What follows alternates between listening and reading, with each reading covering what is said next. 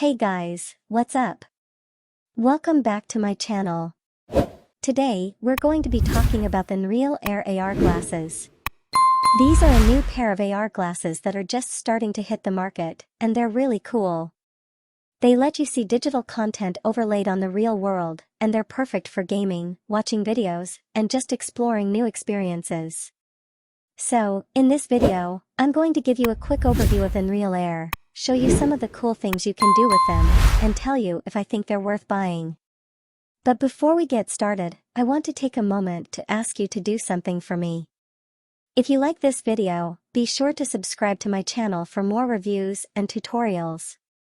And if you have any questions, feel free to leave a comment below.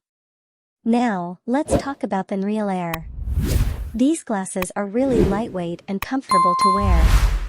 They have a built-in display that projects images directly into your field of view, and they have a pair of waveguides that help to direct the light so that it doesn't obscure your vision. The Nreal Air come with a few different apps that you can use to experience AR content. One of my favorites is the Nreal World app, which lets you explore a virtual world filled with games, videos, and other experiences. You can also use the Nreal Air to watch videos in a virtual theater, or to play games with friends in a shared virtual space. Overall, I think the Nreal Air are a really cool pair of AR glasses. They're comfortable to wear, they have a great display, and they come with a variety of apps that you can use to experience AR content. If you're interested in trying out AR, I definitely recommend checking out the Nreal Air. So, there you have it. Those are just a few of my thoughts on the Nreal Air. I think they're a really cool pair of AR glasses, and I definitely recommend checking them out if you're interested in trying out AR.